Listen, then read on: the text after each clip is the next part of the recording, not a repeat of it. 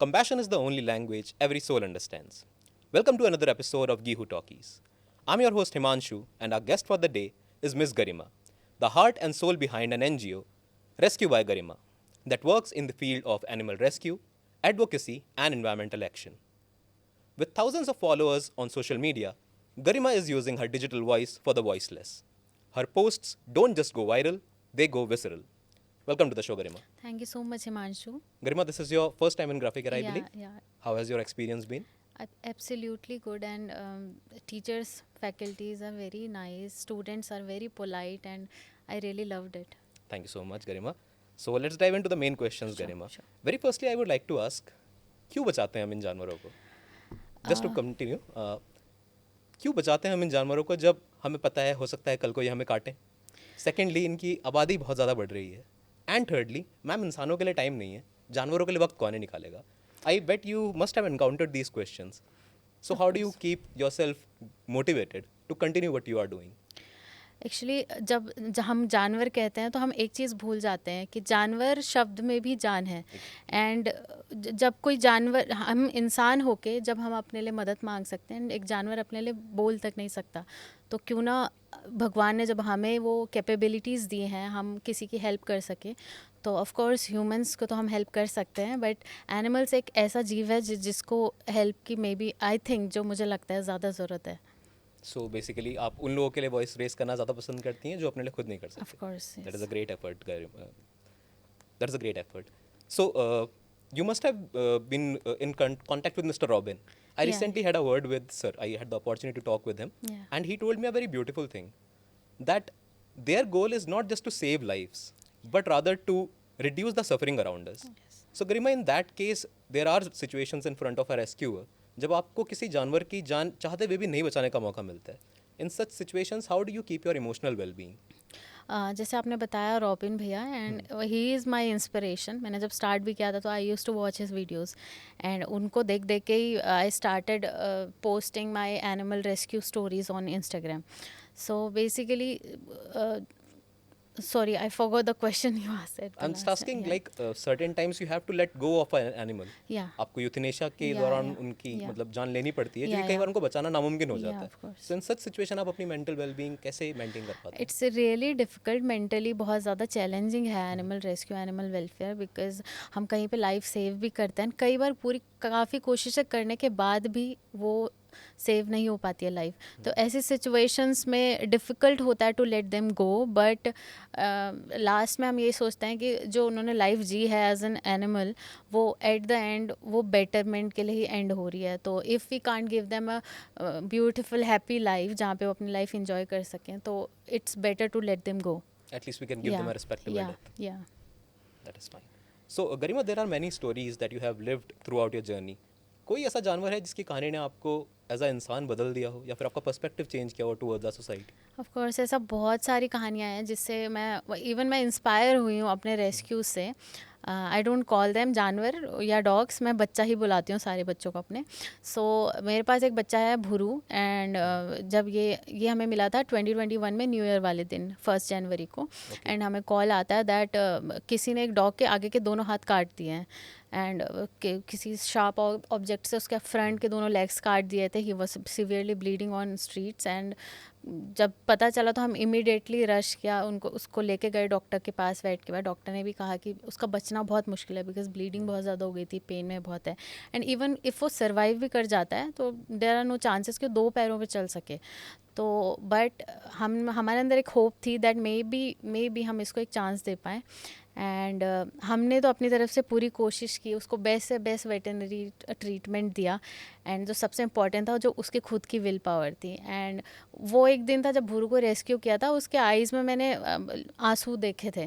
तो बोलते हैं जानवर रो नहीं पाते, पता नहीं उनके अंदर फीलिंग्स होती नहीं होती है, लेकिन मैं उसके आंखों में आंसू देखे थे. एंड आज की डेट है, लगभग इस बात को 2 साल से ऊपर हो गए हैं, एंड अभी वो 2 पैरों पे इतने अच्छे से चलता है हमारे शेल्टर में, बहुत खुश है. एंड उसको व्हील चेयर की भी नीड नहीं है. तो उसने मुझे जो इंस्पायर किया कि इवन हमारे जो वर्स्ट टाइम में अगर हमारे अंदर एक चाह है, जीने की विल पावर है, तो जब एक जानवर कर सकता है तो वाई नॉट वी. मतलब हमारी लाइफ में भी ऐसे सिचुएशंस आते हैं जहाँ पे हमें लगता है कि लाइफ ख़त्म होना एक बेटर ऑप्शन है उसे जीने से ज़्यादा। बट जैसे एक जानवर अपने आप को अपने विल पावर की वजह से जब दोबारा 2 पैरों पे चल सकता है, उसको 4 पैरों पे चलने के लिए बनाया गया है, 2 पैरों पे चल सकता है, तो हम भी उससे इंस्पायर होके अपनी लाइफ की डिफ़िकल्टीज़ को Exactly. ओवरकम बहुत कर कुछ है जो हम जानवरों से अपने आसपास सीख यस सकते हैं. Yes Great, Garima.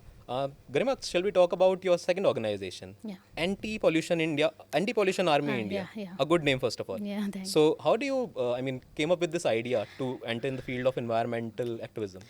Basically since my childhood, जब मैं स्कूल में भी थी तो I used to my fiance and I we were together since school, and हम लोग Okay. साथ में, हमारा बहुत था कि जब भी हमें मौका मिलता था हमारे बर्थडेज़ पे या कुछ भी स्पेशल ओकेजन है तो हम या तो प्लांटेशन करते थे, कोई ट्री लगा दिया। एंड देहरादून जैसे सिटी में रह के हमें धीरे धीरे हर साल नज़र आ रहा था कि किस तरीके से ये शहर चेंज हो रहा है, पेड़ कट रहे हैं, ट्रैफिक बढ़ रहा है, बहुत ज़्यादा पोल्यूशन हो रहा है। तो हम लोगों ने जब हमारा स्कूलिंग कंप्लीट हुआ तो वी स्टार्टेड ड्राइव कि हम क्लीनिंग ड्राइव्स करेंगे ऐसी जगहों पे जाके जहाँ पे टूरिस्ट या कोई ऐसा स्पॉट है जहाँ पे कूड़ा फैलाते हैं लोग, एंड हम उन्हें एजुकेट करेंगे। तो उससे ये चीज़ स्टार्ट हुई थी, एंड उसके बाद ही धीरे धीरे हम एनिमल रेस्क्यू के लिए, बिकॉज़ मेरा ज़्यादा मन एनिमल रेस्क्यू में था, तो हमने एक शेल्टर भी स्टार्ट किया उसके बाद ही। That is lovely. So, basically, अगर हम देखें तो environmental protection, not just for animals but for humans also, Yeah, it of is an course. important concern and It an is. alarming one currently. Great. Garima, also, I would like to ask you about certain tips that you can share with our guests, with our audiences basically, who are willing to adopt a pet. Because अगर हम आजकल देखें, pet रखना has become a luxury, or rather you can say a status symbol. Right. Because I see people with Rottweilers, I see them with the pit bulls and Shih Tzus. But आपको लगता है कि लोगों को ज़्यादा जानकारी होनी चाहिए कि कौन सा पेट एक्यूरेट रहेगा उनकी विसिनिटी के लिए या फिर उनके एरिया के लिए? ऑफ कोर्स मैंने जितने लोगों को मैं जानती हूँ, ज़्यादातर इवन एनिमल लवर्स हैं, कई लोग जानवर को बहुत प्यार करते हैं। एंड एक मिस्टेक हो जाती है अवेयरनेस की प्रॉब्लम की वजह से, मतलब लोग खरीद लेते हैं किसी जानवर को और बोलते हैं कि दोस्त खरीदे नहीं जाते, बनाए जाते हैं। ये रॉबिन भैया की लाइन है जो आपने अभी मेंशन किया था कि दोस्त कभी खरीदे नहीं जाते। तो जब भी हम कोई डॉग खरीदते हैं तो हम पे करते हैं उनकी मदर्स की सफरिंग के लिए। उनको बार बार प्रेग्नेंट किया जाता है ताकि वो पपीज़ हों, एंड वो पपीज़ एक्सपेंसिव होते हैं काफ़ी, वो काफ़ी महंगे में बिकते हैं। और हम एक छोटा सा बच्चा घर तो ले आते हैं, बट हमें ये नहीं पता कि उसकी मदर के साथ जब वो बूढ़ी हो जाएगी तो क्या होगा। Exactly. तो मैं मतलब फ़र्स्ट ऑफ ऑल लोगों से तो यही रिक्वेस्ट करूँगी कि ख़रीदने की जगह अडॉप्ट करिए। बहुत सारे इंडी डॉग्स भी हैं, इंडी भी एक ब्रीड है हमारी, उनको अडॉप्ट करिए। अगर आपको स्पेसिफिक कोई ब्रीड चाहिए तो आप शेल्टर से अडॉप्ट कर सकते हैं। हमारे पास ऐसे बहुत सारे जानवर हैं, पिट बुल से लेकर लैब्राडोर से लेकर, जिनकी फैमिली ने उसे ख़रीदा है एंड उसके बाद जब वो उसको अफोर्ड नहीं कर पाए या उसका ध्यान नहीं रख पाए तो उसे वापस रोड पे छोड़ दिया।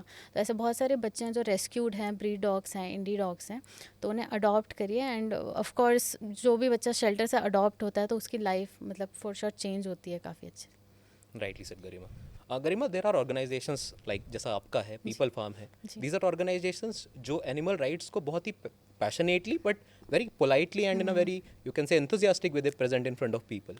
But there is also slightly a different side to it. There are organizations that are into aggressive advocacy.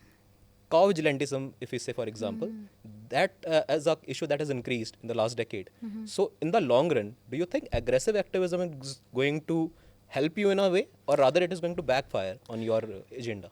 I think हमें लोगों की मेंटालिटी को चेंज करना है, और ये ऐसी चीज़ है जिसको चेंज करने के लिए हमें उनके दिल तक पहले पहुंचना पड़ेगा, उनको रियलाइज़ करवाना पड़ेगा कि एक्चुअली मतलब हम किस चीज़ के लिए बोल रहे हैं। हमें लोगों से अगर हम एग्रेसिवली किसी को अप्रोच करते तो उनका पहला रिएक्शन नो ही होता है। एंड एनिमल वेलफेयर में मैंने देखा है कि बहुत सारे लोग एनिमल लवर्स से ज़्यादा एनिमल हेटर्स हैं। हमें भी काफ़ी ज़्यादा हेट कभी कभी मिलता है कि हम एनिमल्स की हेल्प क्यों कर रहे हैं। लोग सोचते हैं दैट उनको जीने का हक नहीं है, उनको यहाँ से हटा दो एंड वो ज़्यादा बेटर रहेगा। बट हम लोगों को जब हम पोलाइटली उन्हें अप्रोच करें, उन्हें समझाएं उसका मीनिंग। जब किसी के घर में कोई पेट आता है तो उसके बाद मैंने कई लोगों को देखा है जो हेट करते थे एनिमल से, वो उन्हें प्यार करने लग जाते हैं। तो आई गेस एग्रेसिव एक्टिविज़म से तो नहीं कुछ होगा। अगर हम लोग उनके दिल तक पहुंच के उनको वो चीज़ रियलाइज़ करवाएं, बिकॉज इट्स अ फीलिंग। वो कोई ऐसी चीज़ उनको उससे कुछ फ़ायदा नहीं होगा, कोई करेगा नहीं उसको खुद से, तो हमें वो फीलिंग उनके अंदर जगानी पड़ेंगी, एंड प्यार से या किसी भी पॉजिटिव वे में अगर हम जगाएं तो वो ज़्यादा बेटर है। एग्जैक्टली, अगर एम्पैथेटिक वे में उन्हें समझाया जाए, Right. So it is gonna cater a Right. broader audience. Right right. Right. So Garima, lastly, I would like to ask you this one thing: has this work particularly changed your definition of love? Yes of course.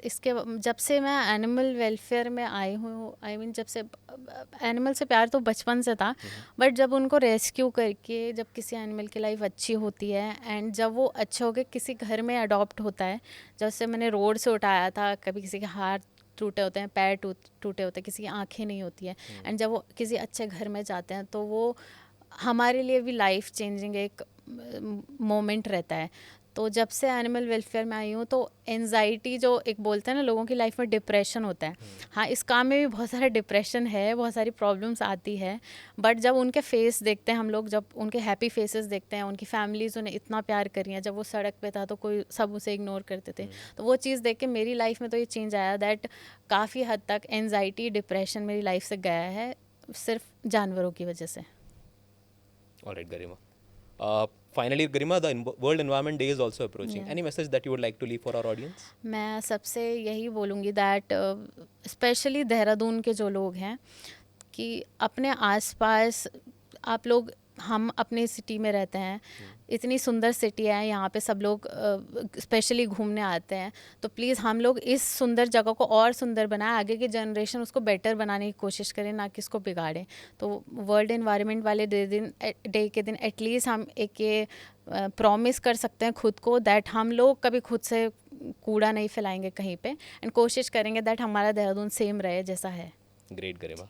Garima, thank you so much for sharing your story with us. It was an absolute pleasure to have you on the show. Thank you so And much. what you are doing, I personally believe these are the acts of kindness that is keeping our humanity from falling apart. Thank you so much, Himanshu. To our audiences, if Garima's work has inspired you, I would request you not just to like and share this time, but also to act. Donate, volunteer, adopt, speak up, do anything you can. As Gandhi once said, the greatness of a nation and its moral progress can be judged by how its animals are treated. For more such educational content, follow the official YouTube channel of Gihu Talkies. Until next time, I, Himanshu, take your leave. Have a nice day. Stay safe.